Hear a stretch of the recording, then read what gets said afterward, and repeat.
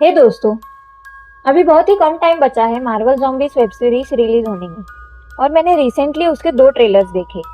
सच कहूँ तो वो देखने में अमेजिंग लग रहे हैं, जिससे मुझे एक आइडिया आया क्यों ना हम उसके कॉमिक्स की कहानी को डिटेल में एक्सप्लोर करें, क्योंकि असली कॉमिक्स की स्टोरी लाइन फिल्मों से भी ज़्यादा डार्क, इंटेंस और माइंड ब्लोइंग है। तो चलिए, आज हम लेकर आए हैं एक और थ्रिलिंग वीडियो मार्वल ज़ॉम्बीज़ के साथ। आपको पहले ही बता दूं कि ये कहानी एक अल्टरनेट यूनिवर्स अर्थ 2149 पे बेस्ड है, सो हीरोज के नाम और स्टोरी थोड़ी अलग हो सकती है। कहानी की शुरुआत होती है स्पाइडरमैन से, जो अपने घर की ओर लौट रहा है।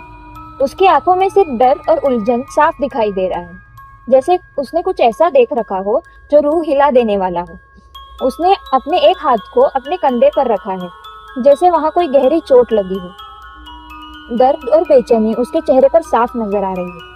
इसी हालत में आंट मे और एमजे न्यूज देखने के बाद उसके लिए बहुत ही ज्यादा कंसर्न थी। जैसे ही उन्होंने स्पाइडरमैन को इस हाल में देखा, दोनों घबरा कर पूछ रहे हैं, पीटर क्या तुम ठीक हो? स्पाइडरमैन के आवाज में डर, बेचैनी और बहुत सारा दर्द साफ समझ आ रहा है। कॉलोनल अमेरिका, उसने मुझे काट लिया। ये सुनकर आंट मे और एमजे का दिल एकदम से थम चुके हैं। उनके चेहरों पर शॉक और डर की तस्वीर बनती साफ दिखाई दे रही है। अंदर ही अंदर वो सोच रहे हैं, कहीं न्यूज वाले जो कह रहे हैं क्या वो सच में हो रहा है? क्या एवेंजर्स सही में सिविलियंस को हंट कर रहे हैं? स्पाइडरमैन मुश्किल से सांस लेते हुए समझा रहा है कि कैसे वो बड़ी मुश्किल से वहां से बच निकला है। आंट में तुरंत स्पाइडरमैन के जख्म को ड्रेसिंग करने के लिए दूसरे रूम में चली जाती है। स्पाइडरमैन अब एमजे को समझाने की कोशिश कर रहा है, जो कुछ उसने देखा वो इतना डरावना था कि उसके लफ्जों से बस बेचैनी झलक रही है। वो आगे कहता है, उन्हें तुरंत यहाँ से निकल जाना चाहिए, क्योंकि जो भी हो रहा है उसने पीटर को अंदर से तोड़ दिया है। उसकी आंखों में बस डर और बेसहारापन है, बस यहाँ से कैसे न कैसे भाग जाना चाहता है। लेकिन ये क्या? अभी अभी स्पाइडरमैन के साथ कुछ बहुत ही अजीब हो रहा है। उसके पेट में एक तेज चुभने वाला दर्द उठता है। उसकी बॉडी पूरी तरह से एग्रेसिव हो रही है और सबसे ज्यादा खौफनाक और भयानक भूख जाग उठी है, ऐसी भूख जो समझ से परे है।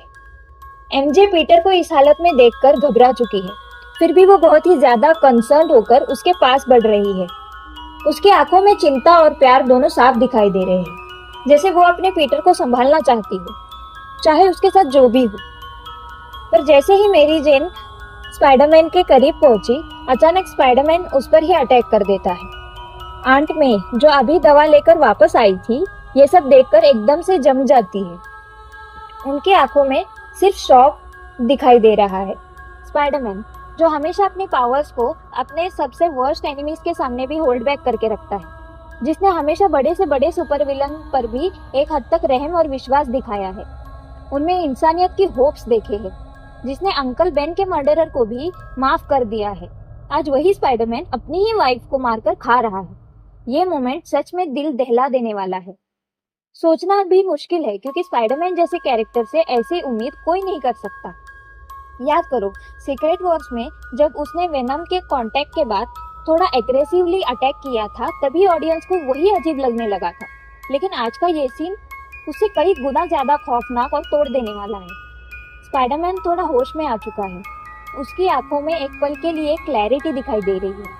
वो आंट मे को देखते ही गिल्ट से भर चुका है और दर्द भरी आवाज में एडवाइस कर रहा है, मैं खुद को और इस भूख को ज्यादा देर तक कंट्रोल नहीं कर पाऊंगा, तुम खुद को बाथरूम में लॉक कर लो। ये मोमेंट कुछ अलग है, क्योंकि इससे एक चीज समझ आ रही है कि यहाँ के ज़ॉम्बीज सिर्फ माइंडलेस डम क्रिएचर नहीं है।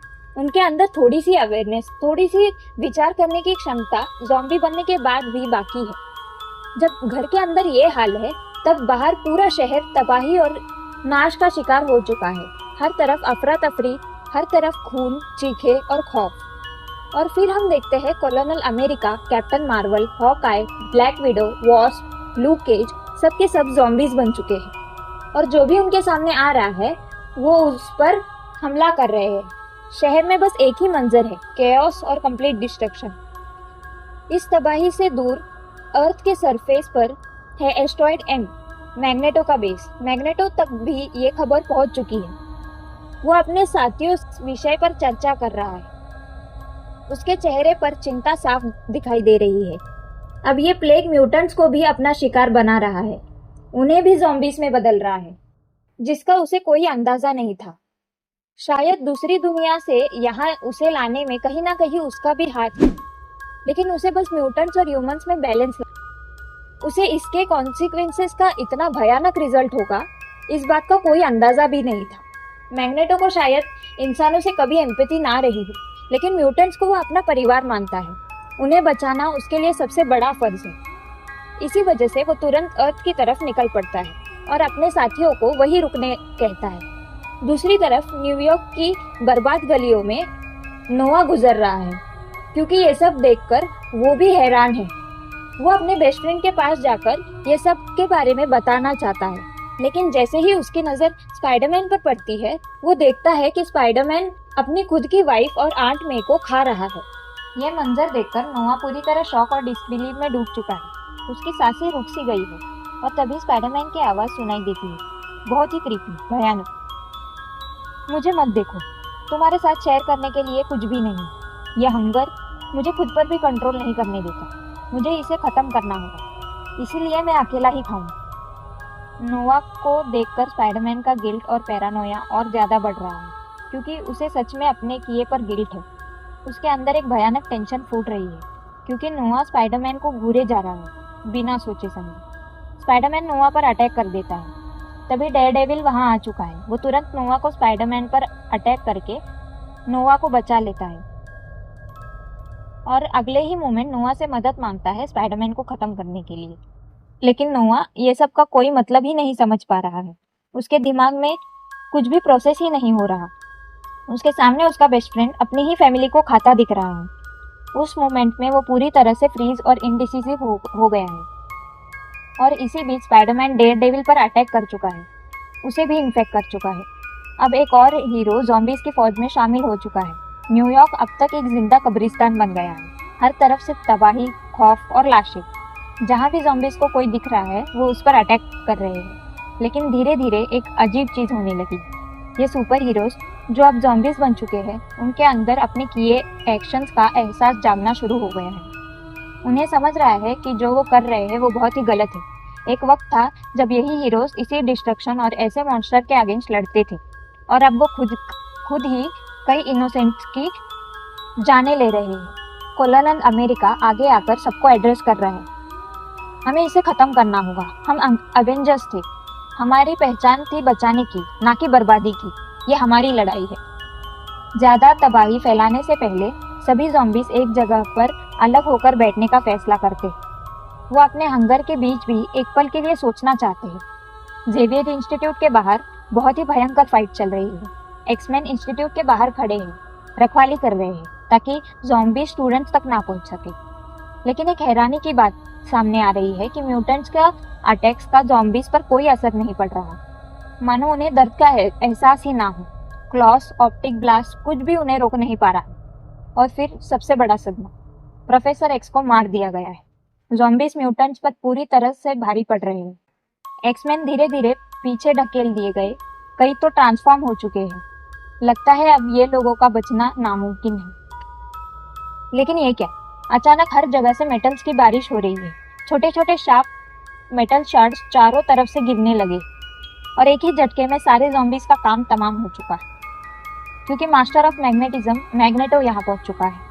ये मोमेंट इतना पावरफुल था कि सारे एक्समैन एक पल के लिए चैन की सांस लेते। इसलिए मैग्नेटो को ओमेगा लेवल म्यूटेंट कहा जाता है। मैग्नेटो सबको अलर्ट कर रहा है, एक रुकने वाला नहीं। अब हम सबको तैयार होना होगा मारने के लिए। दया के लिए कोई जगह नहीं, और तुम में से किसी को मारने में हिचकिचाहट है, तुम भी अपने आप को खत्म कर लो, वरना तुम सब बाकी बचे हुए लोगों के लिए और बड़ा बोझ बन जाओगे। सब लोग ये सुनकर शॉक हो चुके हैं। ये सच और भी डरावना है, क्योंकि मैग्नेटो ने इस बात को कंफर्म किया है कि बाहर शहर में भी ऐसे क्रिएचर्स बचे हुए हैं। वुल्वरीन गुस्से से रोर कर रहा, तो बस हमें दिशा बताओ, किस तरफ जाकर इन सबको खत्म करना। इसी दौरान जायंट मैन ब्लैक पैंथर को अपने लैब की तरफ ले जा रहा। ब्लैक पैंथर का विश्वास है कि वकांडा में उसके साइंटिस्ट इसका क्योर ढूंढ लेंगे। वो दोनों बहुत ही शॉक्ड है कि कैसे मोरालिटी के सिंबल कोलोनल अमेरिका ने बेरहमी से एक औरत को जिंदा खा ली। वहीं अंदर से हिले हुए दिखाई दे रहे हैं। अपने साथी जिन्हें कभी वो हीरोज मानते थे अब खून के प्यासे और रूथलेस मॉन्स्टर बन चुके हैं। लेकिन ये क्या, ब्लैक पैंथर कुछ अजीब नोटिस कर रहा है। जायंट मैन को पहले ही काट लिया जा चुका है। ये देखकर ब्लैक पैंथर के पैरों तले जमीन खिसक जाती है, जैसे उसका भरोसा का गलत इस्तेमाल किया गया हो। और अभी जायंट मैन अपना साइज एकदम से बड़ा कर चुका है। वो ब्लैक पैंथर को जोर से पटक कर अनकॉन्शियस कर चुका है और खींचकर अपने लैब में ले जा रहा है। उसके दिमाग में सिर्फ एक खौफनाक कैलकुलेशन चल रही है, बस खाते रहेंगे तो फूड सप्लाई खत्म हो जाएगी, मुझे अपना खाना बचाना होगा। इसलिए ब्लैक पैंथर को बंद करके रखा है। मोमेंट था जो दिखाता है कि ये वायरस सिर्फ बॉडी को नहीं पर मोरालिटी को भी करप्ट कर रहा है। हीरोज जो कभी सेक्रीफाइस और सेल्फलेसनेस की मिसाल थे अब इतने सेल्फिश और रूथलेस हो चुके हैं कि उन्हें पहचानना भी मुश्किल। इधर नोवा जो स्पाइडरमैन और डेयरडेविल के बीच फंस गया है, मुश्किल से बचकर सिटी की तरफ आ रहा है। एक्समैन जिन्हें मैग्नेटो लीड कर रहा है वहां पहुंच चुके हैं। वो एक दूसरे से मिलते हैं कि सामने से ज़ॉम्बीज की लहर आ रही है। यहाँ नोवा और एक्समैन मिलकर शुरू करते हैं एक ब्रूटल फाइट अगेंस्ट ज़ॉम्बीज जो पहले से भी ज्यादा डेस्परेट और डार्क हो चुकी थी। बैक्स्टर बिल्डिंग जो हमेशा इतनी सिक्योर और इनविंसिबल मानी जाती है अब भी ज़ॉम्बीज के लिए प्रॉब्लम है। लेकिन ज़ॉम्बीफाइड शी हल्क बिल्डिंग में घुस चुकी है क्योंकि उसे सारे सिक्योरिटी कोड्स का पता है। बिल्डिंग में घुसते ही उसने फ्रैंकलिन और वलेरिया रिचर्ड्स को मार दिया है। ये मंजर रीड और सू के लिए एक बहुत ही दर्दनाक मोमेंट है। दोनों अंदर से बिल्कुल टूट चुके हैं। अपने बच्चों की लाश को हाथों में उठाए वो सिर्फ रोते जा रहे हैं। हर सांस में सिर्फ ग्रीफ और होपलेसनेस है। तभी ह्यूमन टॉर्च और द थिंग दोनों मिलकर शी हल्क को खत्म कर देते हैं। लेकिन ये विक्ट्री भी एक बिटर स्वीट फील छोड़ जाती है क्योंकि रीड और सू के लिए उनका कुछ बहुत क्लोज जा चुका है। दूसरी ओर द माइटी थॉर जो अब तक इन्फेक्ट नहीं हुआ है अकेले ही ज़ॉम्बीज के सामने खड़ा है। वो अकेले ही बहुत सारे ज़ॉम्बीज को टक्कर दे रहा है और अपने शक्तिशाली स्ट्राइक से वंडरमैन को नॉकआउट कर चुका है। लेकिन ये क्या, पीछे से सॉन्गबर्ड ने उस पर अटैक किया है और उसके अल्ट्रासोनिक साउंड वेव से उसे पकड़ लिया है। उसी वक्त नोवा वहां पहुंचता है और थॉर को बचाता है। अब दोनों मिलकर एक बहुत ही शक्तिशाली फाइट शुरू करते हैं। थॉर टाइग्रा को खत्म कर देता है लेकिन सॉन्गबर्ड और ब्लैक नाइट नोवा पर बहुत ज्यादा भारी पड़ते हैं। नोवा को ऑलमोस्ट बाइट कर ही देते हैं। उतने में ह्यूमन टॉर्च और इनविजिबल वुमन आ जाते हैं।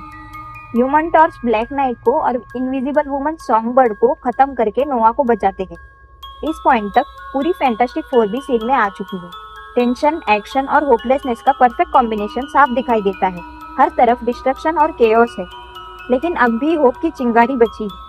तभी उन्हें हेलिकैरियर से कॉल आता है कि वो उनका लास्ट होप है। यहाँ सारे सर्वाइविंग सुपर ह्यूमंस असेंबल होते हैं एक फाइनल स्टैंड के लिए। फिर सर्वाइविंग हीरोज और म्यूटेंट्स एक सीक्रेट मीटिंग में एक जगह इकट्ठे होते हैं। यहाँ हमें पता चलता है कि ये आउटब्रेक दूसरी दुनिया से आया है। ये एक एलियन या इंट्रा डायमेंशनल सोर्स का रिजल्ट है। सबसे पहले इन्फेक्ट हुए थे कॉलोनल अमेरिका, ब्लैक विडो, लू केज और हॉकाई। ये सोचने की बात है, लू केज जैसे नियरली इंडिस्ट्रक्टिबल बॉडी कैसे इन्फेक्ट हो सकती है और ये सुपर ह्यूमंस को एक साथ इन्फेक्ट कर सके ऐसा स्ट्रॉन्ग ज़ॉम्बी कौन था। सिर्फ 3 घंटे के अंदर ये डेडली प्लेग पूरे ग्लोब में फैल चुकी है। सबसे बड़ा प्रॉब्लम ये है कि प्लेग सिर्फ नॉर्मल ह्यूमंस को नहीं बल्कि सुपर ह्यूमंस को भी इन्फेक्ट कर रहा है। इसका मतलब ये है कि नॉर्मल ह्यूमंस अपने आप को मेटा ह्यूमन से भी बचा नहीं पा रहे और दुनिया का अब एक अनप्रेसिडेंटेड कैटास्ट्रोफ चालू हो गया है। फ्यूरी सर्वाइविंग हीरोज के सामने खड़ा होता है और एक प्लान अनाउंस करता है। वो आयरन मैन, ब्रूस बैनर और रीड रिचर्ड्स को असाइन करता है कि ये वायरस का क्यूर ढूंढे। उनकी रिस्पॉन्सिबिलिटी है कि जल्द से जल्द एक एंटीडोट या सॉल्यूशन निकाला जाए वरना ये आउटब्रेक और भी अनकंट्रोलेबल हो जाएगा। बाकी लोगों को फ्यूरी सजेस्ट करता है कि जब तक क्यूर ना मिले टीम्स बनाए और जितने भी जान बचाई जा सकती है उन्हें सेफ लोकेशन पर ले जाए। रेस्क्यू मिशन और सर्वाइवर्स को सिक्योर करना प्रायोरिटी है क्योंकि अब हर मिनट की कीमत है। ये मूवमेंट दिखाता है कि हीरोज अब सिर्फ फाइट नहीं कर रहे हैं बल्कि प्लान और स्ट्रेटेजी के साथ ह्यूमैनिटी को बचाने की कोशिश कर रहे हैं। मीटिंग के दौरान सबको समझ आता है कि सिचुएशन कितनी इंटेंस हो गई है। सारे हीरोज और विलन्स एक साथ बैठे हैं लेकिन किसी को भी नहीं पता कि किसी को ट्रस्ट करना है और किसको नहीं। हालात इतने बिगड़ चुके हैं कि हीरोज और विलन्स अपनी पुरानी आइडियोलॉजीज और डिफरेंसेस को टेम्परेरीली साइड में रख के एक ही हो चुके हैं। एक एग्जाम्पल के लिए मैग्नेटो को देखकर सब लोग हैरान थे। लेकिन अब जो भी उन्हें खाना नहीं चाहता, अब उनका एली और फ्रेंड बन चुका है। ये कोई क्रिस क्रल इन्वेंशन नहीं है, ना कि थैनोस का अटैक। हम अक्सर ऐसे मीटिंग करते हैं, लेकिन इस बार सब कुछ बहुत अलग है। अगर इस समय कोई मीटिंग में नहीं है, इसका सिर्फ एक ही मतलब है, वो ट्रांसफॉर्म हो चुका है। नोवा एक्सप्रेस करता है कि उनके पास अब कोई होप नहीं बची है और लगता है कि सब मारे जाएंगे। कहीं ना कहीं नोवा सही है। हम ऑलरेडी देख चुके हैं कि बड़े बड़े सुपर हीरोज और विलन्स ज़ॉम्बीज बन चुके हैं। बचे हुए मेटा ह्यूमंस अब बहुत ही कम बचे हैं। ऊपर अब पूरा भार है। मिशन को फेस करने के लिए बस एक ही होप बची है, वायरस का क्यूर जल्द से जल्द ढूंढ। फ्यूरी नोवा को समझाता है, हम बस इतना ही कर सकते हैं और दूसरा रास्ता है गिव अप करना। जो भी करना सही लगता है वो कर सकते हैं। इससे क्लियरली फील होता है कि सिचुएशन कितनी इंटेंस और होपलेस हो चुकी है। हीरोज जो कभी होप का सिंबल होते थे, अब खुद होपलेसनेस और डिस्पेयर में डूब चुके हैं। हमें दिखाया जाता है ज़ॉम्बीफाइड सुपर हीरोज जो हेल्पलेस होकर फिर से इनोसेंट ह्यूमंस पर फीड कर रहे हैं। उनके चेहरों पर गिल्ट साफ नजर आ रहा है। उन्हें अपने एक्शंस पर कंट्रोल ही नहीं रह पा रहा और इसी वजह से उन्होंने अंदर ही अंदर एक्सेप्ट कर लिया है कि अब उनके एक्शंस का कोई रिडीम्पशन बचा ही नहीं। जो वो बन चुके हैं उसे अब वो खुद भी इनकार नहीं कर सकते। वे सोच रहे होते हैं कि अब उन्हें अपने इस रूप को एक्सेप्ट करना ही होगा और ये एक्सेप्टेंस एक टेरिफाइंग इनएविटेबल रियलिटी बन चुका है। जैसे ही सारे ज़ॉम्बीज अपने नई रियलिटी को अंदर से एक्सेप्ट कर लेते हैं, स्पाइडरमैन सीधे जे जोना जेमसन के पास पहुंचता है उसे खत्म करने के लिए। वहाँ एक बहुत ही खूंखार और भयानक फाइट शुरू हो चुकी है बचे हुए मेटा ह्यूमंस और ज़ॉम्बीज के बीच।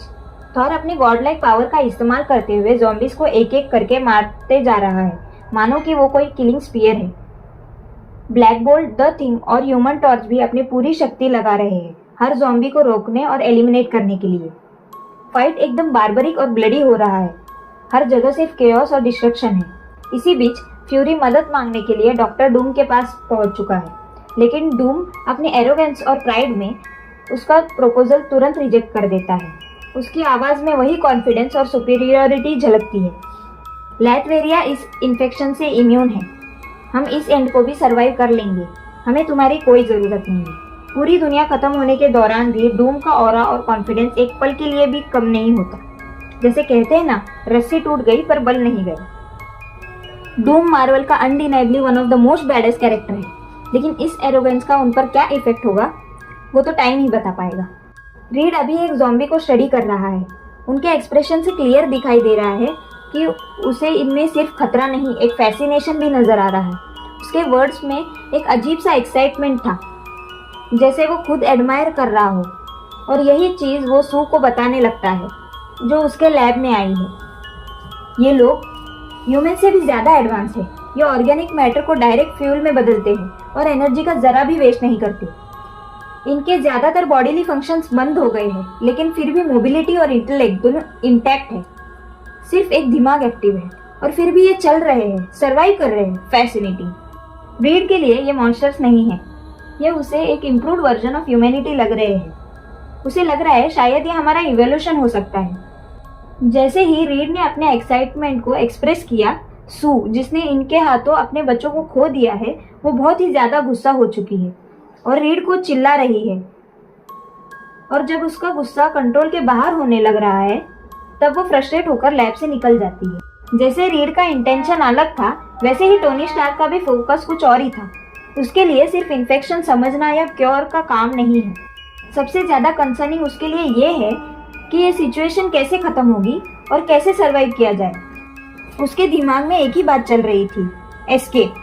टोनी का मानना था कि रीड और ब्रूस क्योर निकाल लेंगे, लेकिन क्योर होने के बाद भी ये दुनिया पहले जैसी कभी नहीं होगी। इतना डिस्ट्रक्शन, इतना लॉस कभी वापस नॉर्मल नहीं हो सकता। इसलिए टोनी सीक्रेटली रीड के टेक का यूज करके प्लान कर रहा था कि जब सब कुछ ठीक हो जाएगा तो बचे हुए सर्वाइवर्स के साथ एक नई दुनिया में शिफ्ट हो जाएगा। उसके लिए इस दुनिया से और कोई भी जगह बेटर ही होगी।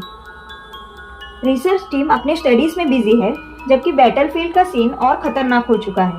नोआ और वुल्वरिन जैसे हीरोज इन्फेक्ट हो चुके हैं और धीरे धीरे ज़ॉम्बीज अपर हैंड ले रहे हैं। मैग्नेटो सिचुएशन को समझ चुका है, अब और रुकना खतरे से कम नहीं होगा।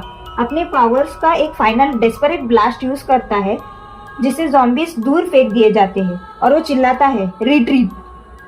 बचे हुए सारे हीरोज अपने टूटी हुई होप के साथ हेलिकैरियर की तरफ भागते हैं। पीछे शहर में zombies फिर से घिर आते हैं और उनकी भूख और केओस पहले से भी ज्यादा बढ़ जाती है। हर तरफ डिस्ट्रक्शन और डिस्पेयर ही दिख रहा है। रीड रिचर्ड्स ने मीटिंग का बहाना बनाकर पूरे फैंटास्टिक फोर को अपने लैब में इकट्ठा कर लिया है, लेकिन अब वो सिर्फ एक साइंटिस्ट नहीं लग रहा है, वो एक ऑब्सेस्ड मैन बन चुका है। अपने दिमाग की ट्विस्टेड फैसिनेशन में खो गया है। वो अपनी डिस्कवरी टीम के साथ शेयर करने लगा है। मैं कंक्लूड कर चुका हूँ, ये कोई डिसीज नहीं है, ये कोई इन्फेक्शन नहीं है, ये अगला स्टेप है हमारे इवोल्यूशन का। हमेशा से हम इसके लिए डेस्टिन्ड थे, स्ट्रॉन्गर, स्मार्टर, सुपीरियर। ये सुनते ही सू का गुस्सा फट पड़ता है। तुम पागल हो गए हो रीड, तुम कह रहे हो कि हमें इसे एक्सेप्ट कर लेना चाहिए, इन मॉन्स्टर के साथ खुद को मिला देना चाहिए क्या? लेकिन रीड का एक्सप्रेशन डिस्टर्बिंगली काम था और वो इससे भी ज्यादा हैरान करने वाली चीज का खुलासा करता है जो सबके होश उड़ा दे। मैं सबको पहले ही इन्फेक्ट कर चुका हूँ जब सब इस रूम में आए थे। पल भर में खामोशी एक दर्दनाक रियलिटी में बदल चुकी है। सू, बेन और जॉनी अपने बॉडीज में अनकंट्रोलेबल ट्रांसफॉर्मेशन फील कर रहे हैं। दर्द, चीखे और अंदर से फूटा हुआ एंगर, धीरे धीरे सब इंसान से कुछ और बन रहे हैं। कुछ ही देर में पूरी टीम ट्रांसफॉर्म होकर रेड को भी इन्फेक्ट कर देती है। अब लैब में सिर्फ ब्लडथर्स्टी वर्जन्स ऑफ फैंटास्टिक फोर बचे और हॉरर का लेवल और भी एस्केलेट हो गया है। टोनी अपने रिसर्च फ्यूरी को समझा ही रहा है कि अचानक एक और नाइटमेयर उनके सामने आ खड़ा होता है, ज़ॉम्बीफाइड फैंटास्टिक फोर। रीड रिचर्ड्स के शब्द उनकी रगों में खून जमा देते हैं। मैंने वो देख लिया है जो और कोई नहीं देख पाया। हम तुमसे सुपीरियर बन चुके हैं। तुम्हें बस एक छोटे से बाइट का दर्द सहना होगा, फिर तुम भी हमारे साथ आ जाओगे। साथ ही रीड टोनी के इन्वेंशन से बहुत ही खुश होता है। अगर ये वर्ल्ड खत्म हो भी जाए, उनका फूड सप्लाई कभी खत्म नहीं होगा और ये उनके लिए एक ट्विस्टेड सिक्योरिटी का सोर्स बन गया है। और फिर पूरी ज़ॉम्बीफाइड फैंटास्टिक फोर टोनी पर टूट पड़ती है। फ्यूरी तुरंत सिचुएशन को समझ चुका है और पल भर में चांस लेकर टोनी के इन्वेंशन के साथ भाग रहा है, लेकिन रीड और उसकी टीम उसके पीछे लग चुकी है। लगता है कि अब फ्यूरी बच नहीं पाएंगे। तभी जो कुछ सर्वाइविंग हीरोज हेलिकैरियर तक पहुंच चुके हैं, उनका प्रेजेंस एक पल के लिए होप दे जाता है। लगता है शायद अब ज़ॉम्बीफाइड फैंटास्टिक फोर को रोकने का चांस है और ह्यूमैनिटी के लास्ट सर्वाइवर्स के लिए एक छोटी सी रोशनी दिखाई दे रही है। लेकिन फ्यूरी अपने हेलिकैरियर्स के कोड यूज करके ज़ॉम्बीज के सामने दरवाजे बंद कर देता है। सबको लगता है कि वो अब सेफ है।